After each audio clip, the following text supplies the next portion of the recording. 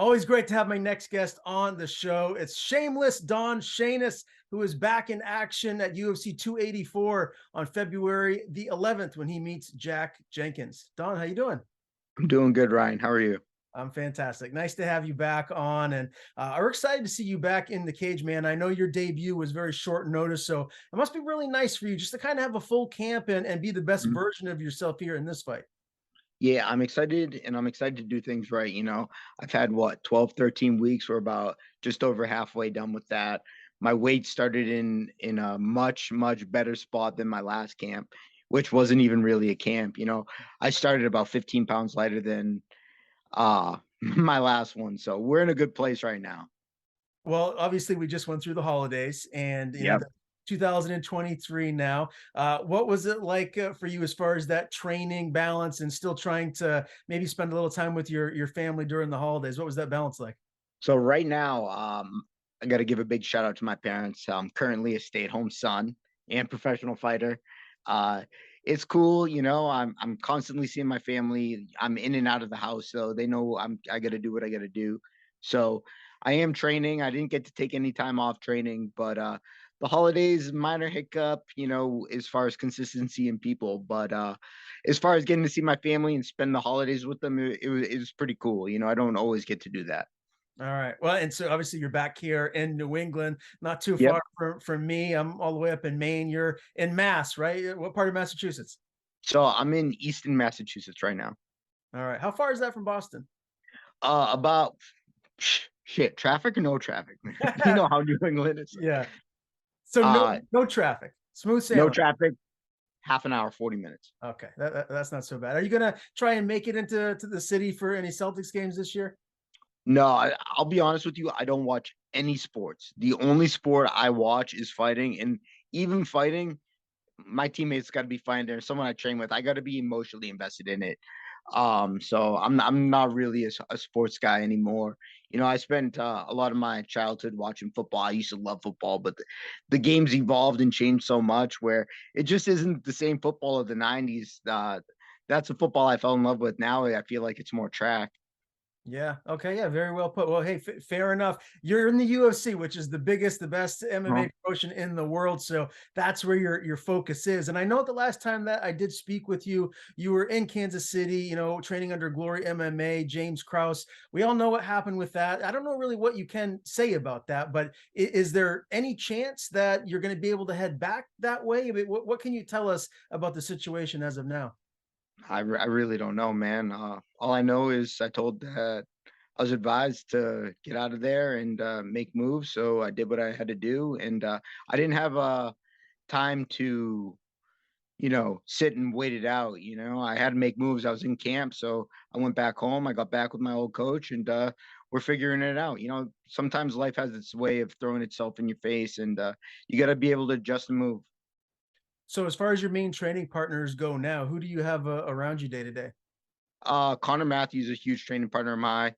I'm going up to Boston tonight to train at Citadel.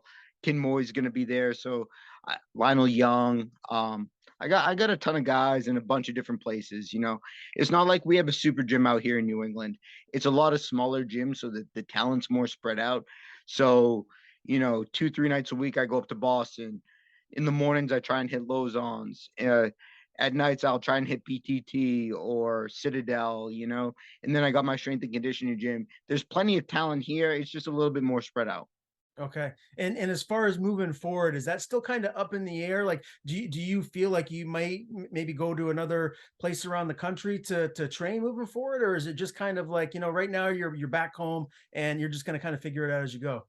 I got to stay in my lane right now. I got one focus, and that's to be in the best shape I could be in to compete against Jack Jenkins, uh, February 11th. And after that, I will reevaluate and figure that out when I get there. But right now, I don't want to think about anything other than fucking Perth, Australia, in the biggest card of the year and what I have to face.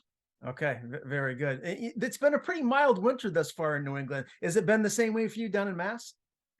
Yeah, so far I don't think I've seen any snow, which is a fucking good thing, man. One thing I was scared about coming back was it being bitter cold, and it hasn't been too brutal yet. So I know there's still cold coming, but I leave in a few weeks, so hopefully I can get the fuck out of here before it starts fucking snowing. Okay, yeah, I wish I could be in your shoes. Unfortunately, I'm stuck here in New England for the unforeseen future here moving forward. Let's talk about the debut fight. Obviously, short Mhm. notice opportunity to Sadiq Yusuf. Is there a big takeaway from that fight, or is that just a situation where you did have the cards stacked against you? Short notice opportunity against a guy that might be a little bit tough to prepare for. What is the takeaway? What did you learn from that? I can make fucking weight. I learned that. And I'm not gonna say I nearly killed myself, but that was my biggest hurdle that I had to get over. I was coming off an injury, and I just got back in the gym when I got the call. And when the UFC calls, you don't say no. So I did what I had to do. So when it's time to fight down and do what you have to do, I know I have that ability. And I'm just excited to set myself up for success for this one. So you're talking the last fight, right? Like that the fight was so short, I didn't feel like I even got in a fight. So it is what it is. Sadiq won. Cool. Fuck it. Move forward, Just fucking keep doing what I'm doing and try and be the best version of myself for this one where I can properly train. And I think I've had what 13-ish weeks to get ready for this with a name and proper game plan, proper weight cut, proper nutrition, proper everything. Obviously, the flight's going to be a little wonky. The time zone change is going to be a little wonky. But again, life tends to get in the fucking way. So you got to be able to make those adjustments. And so far, you know, I'm doing what I got to do. You always hear people talk about, octagon jitters, and that was your UFC debut against Sadiq. Did you feel that? What was that whole? What were the emotions like? It was weird, right? Like, I love a crowd, right? I feel like I'm able to capture that energy and put it out there. And with the last fight, there was no one in attendance because Mark Zuckerberg rented out the venue. Uh, so it's like my dad flew out to Vegas to like try and grab a ticket, and he couldn't even get a ticket. So I'm excited to get in front of a crowd again, and I'm even fucking more excited that since my dad couldn't make my debut, he's flying out to Perth and he's gonna be in my fucking corner for this fight. So I told him, hey, pay your own way, and you'll be able to walk out with me. So I don't know what cooler father son fucking thing you could do than that. I don't think if it gets cooler than that. That is awesome, man. That is very cool. I mean, as far as some of the things that you've experienced in your MMA career, and you were a Mhm. big name, even here on the regional circuit in New England. Is that have to be the coolest thing that you can say that you've done so far? Have your dad be in your corner for a huge UFC pay per view? Well, it's definitely something cool. I don't know if it's like the biggest thing I could do, obviously, um, if I could afford to fly out 2 corners that I'm training with, that would take priority, but unfortunately, with the price of tickets and, the time zone change and how much time I'm gonna be spending out there, I can't afford to bring anyone other than my coach with me. So it's going to be my head coach, Eric, myself, my father, and then one of my teammates who agreed to pay his own way. So uh, I'm super thankful that I got people willing to pay their own way. But as far as, bringing my dad out there, I'm just trying to be fucking me. And I think that's something cool that I could do because my dad was heartbroken. He couldn't be there for my debut live. So,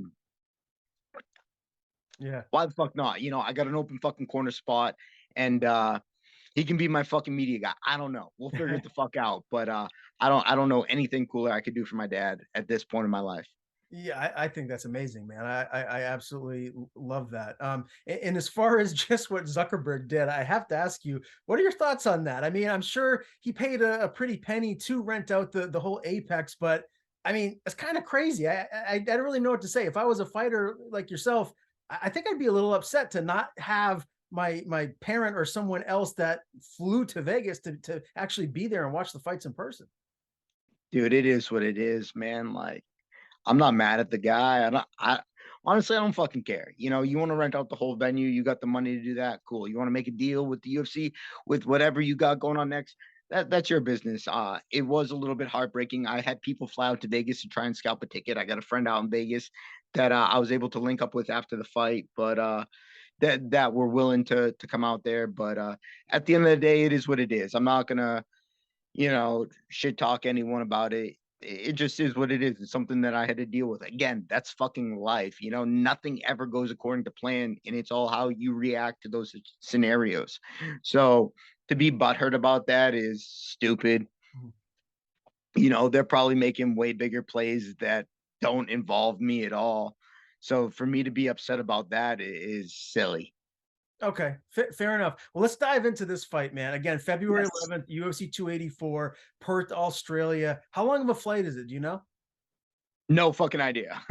I know I leave the first and I get there the third. That's all I fucking know. All right. Well, this is a massive card. I mean, when you just let's just talk about the title fights, right? Let's Mhm. the main event: Islam Makhachev, Alexander Volkanovski. This is a guy who's the featherweight champion that's going up looking to be a double champ. And from what we've seen from Makhachev, I mean, he looks terrifying, and a lot of Oh, people yeah. feel like he's going to be the king of the division for a while. But Volkanovski is the number one pound for pound fighter on the planet. Can he pull the upset and get it done? How do you see it going? Do you really think it's an upset? You got champion versus champion. I don't think that, if Volkanovski wins, I don't think it's a upset sort of thing. I just think that, you know, there's so many different factors. You're talking about size and you talk about strength and speed. I don't know. I think Volkanovski's speed is going to be a problem. I think if it hits the ground, we've seen Volkanovski survive a fucking deep ass, what was it, a guillotine by Triangle City, or T City Ortega.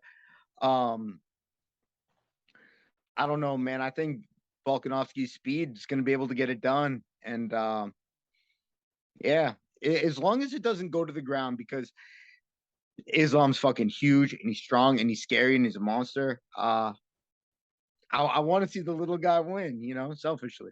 So you're picking Volk to get it done. Yeah.